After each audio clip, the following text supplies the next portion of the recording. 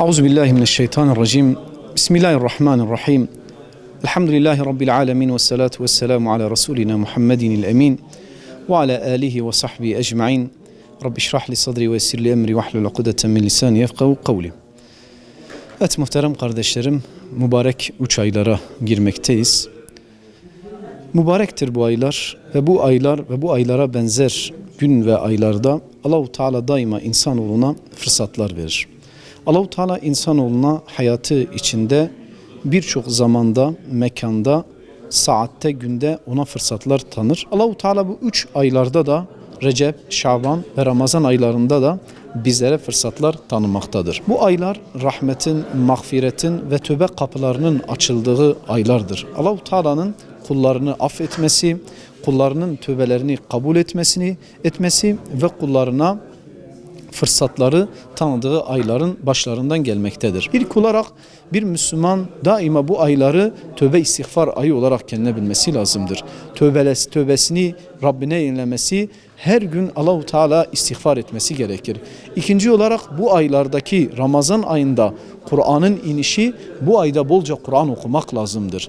O ay ki Kur'an'ın indiği ay Ramazan ayıdır. Bu 3 aylardan bir tanesi de o olduğundan dolayı bolca bu ayda Kur'an okumak lazım. Yine bu ayda özellikle zikir ve ibadetlerimize önem vermemiz lazımdır. Çünkü Peygamber Aleyhisselatü Vesselam bu ayları zikirle, ibadetle geçirmiştir. O yüzden Peygamber Aleyhisselam Ramazan içinde şöyle buyurmuştur. Men kâme ramadanen imanen ve ihtisaben gufire lehu ma teqaddeme min zenbih. Kim Ramazan'ın hayrına inanaraktan onu ibadetle, taatle geçirirse Allahu Teala onun geçmiş günahlarını affeder. Bir diğer şey ise bu ayları özellikle tefekkürle geçirmemiz lazım. Dünya hayatının geçici, bu aylar nasıl ki geldi ve geçecekse bir yıl önce de gelip geçmişti. Bu ayları bir tefekkür ayı kılaraktan tefekkürle geçirmemiz lazım. Yine bu ayları İnsan tefekkür edip varsa eksiklerimiz, bu ayda eksiklerimizin telafisi yapılması gerekmektedir.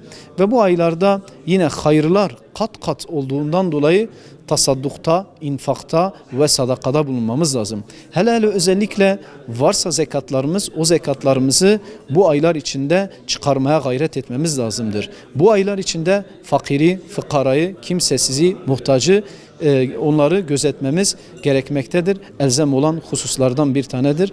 Rabbim bu ayları bizlere ve İslam alemine hayırlara vesile kılsın.